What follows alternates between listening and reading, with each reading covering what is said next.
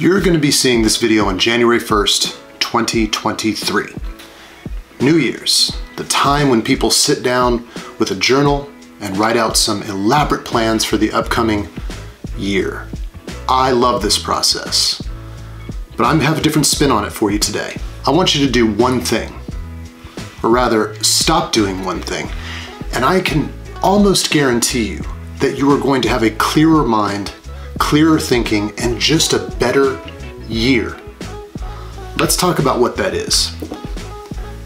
Now, you know how the New Year process works, right? People step on the scale and get depressed. Then they write out how they're going to go to the gym and how many times they're going to go, and everybody runs to sign up on January 2nd, and by about March 3rd, I don't see those people at the gym anymore. This goes for the weightlifting gym, this also goes for jiu-jitsu. People just don't stick to those things. But I don't want to talk to you about resolutions. I want to talk to you about the opposite.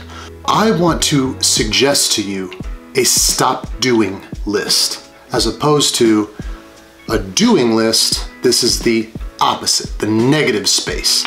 Stop doing list. And at the top of that list, that one thing that I promised you, that I think you should stop doing, stop watching the goddamn news.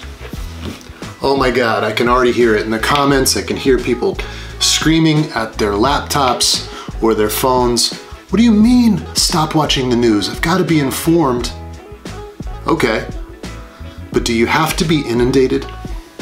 So I have a friend who tells me every time he watches cable news, he gets pissed off, he gets angry. Simply say, why continue to subject yourself to that then? Well, I need to know what's going on. Do you? Do you really need to know what's going on?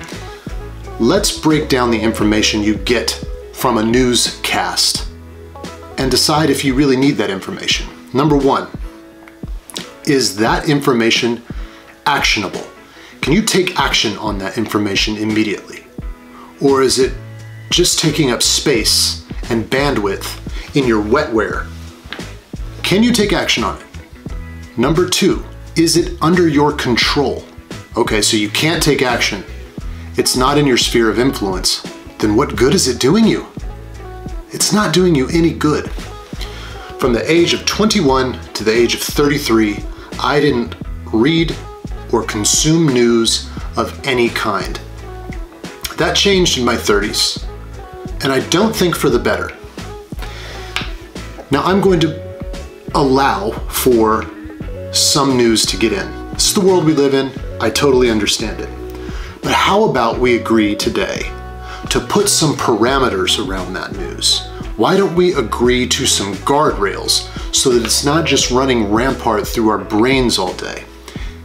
I'll give you an example of the rules that I'm setting for myself. I don't watch cable news because I am not 70. However, I know that there are other ways of getting news, and that's how I get them, typically through podcasts. And I'll listen to several podcasts a day. The rule that I am setting for myself is I am only allowed 3 political podcasts a week. Just 3. So I've got to choose well. Outside of that, off limits. Time-consuming audio information will be spent with audiobooks, which I already consume on a regular basis, but now I'm going to be able to probably 3x that input.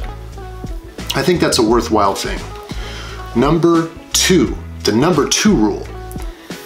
I will only consume news in written form if it is long form. Let me unpack that. I have a subscription to The Economist. I typically find their journalism to be very good, although I think they get a lot wrong about US politics. Their coverage of events abroad are generally very good. I will allow myself 1 hour of consuming The Economist per week. Now, you're probably saying, what's a magazine? The Economist is dense, okay? There's a lot of information in there, a lot of stories packed into a magazine every single week.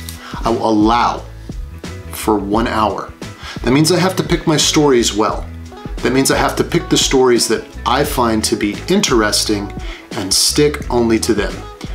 Going into 2023, I think that will likely look like Asian politics, African conflict politics, and finance politics, particularly having to do with cryptocurrencies and fiat currencies. Outside of that, I have to put it down. So here we come into 2023. The news is going to be doing more and more to get your attention, to get my attention, and I say, you don't get to have it. I hope you'll join me on this. That's all for today, just a whiskey rant. We can do better than just consuming mindless news. I really do hope you'll join me on this journey. Until the next time, to good friends and good spirits, and a clear head. I'll see you on the next video.